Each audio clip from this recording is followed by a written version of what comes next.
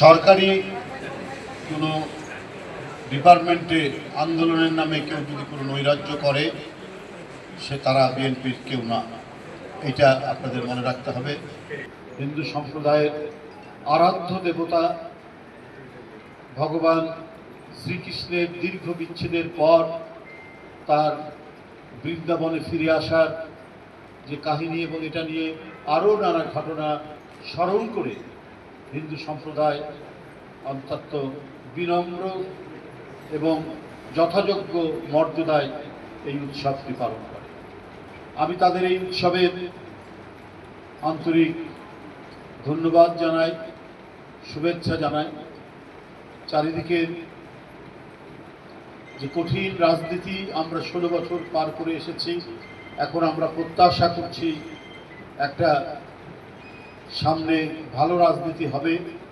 ভালো রাজনীতি বলতে সত্যিকারের গণতন্ত্র প্রতিষ্ঠিত হবে। আমরা সেই ভয়াবহ পরিস্থিতির মধ্যে ফিরে যাই না, ফিরে যেতে চাই না। আমাদের ভোটাধিকার কেড়ে নেওয়া হয়েছিল, জনগণের ক্ষমতা কেড়ে নেওয়া হয়েছিল।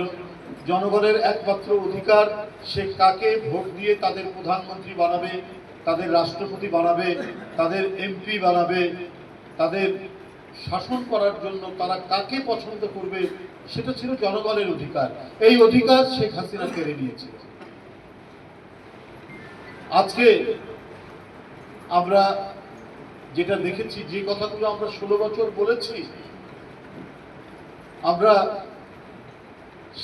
সেই কথাটি এখন শেখ হাসিনার দোসররাই বলছে। হাবিবুল আউয়াল গতকাল বলেছেন 2024 এবং তার আগের নির্বাচনগুলো ছিল ডামি নির্বাচন।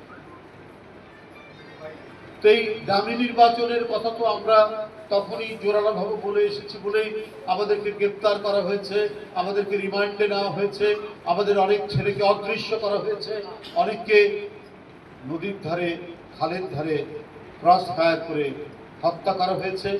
কাউকে ধরে নিয়ে গিয়ে রিমান্ডে পায়ের নখ তুলে নেওয়া হয়েছে, কারো আঙুলের নখ তুলে নেওয়া হয়েছে, কারো শরীর ক্ষতবিক্ষত করা হয়েছে।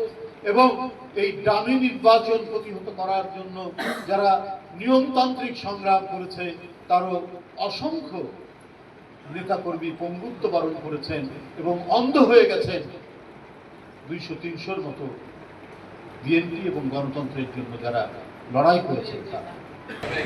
সরকারি কোনো ডিপার্টমেন্টে আন্দোলনের নামে কেউ যদি কোনো নৈরাজ্য করে সে তারা বিএনপির কেউ না, এটা আপনাদের মনে রাখতে হবে। আমি এই ইনকাম ট্যাক্স ডিপার্টমেন্টে যেরকম হচ্ছে, এরকম অন্য কোনো সরকারি প্রতিষ্ঠানে কেউ যদি করে, যদি এটা যদি ন্যায়সঙ্গত হয়, এটা যদি এই ব্যাপারে সাপোর্ট থাকে দলীয়, সেটা ভিন্ন ব্যাপার। যেখানে সাপোর্টটাই নিজেদের ফায়দা তোলার জন্য এই কাজ করলে সেটি হবে না।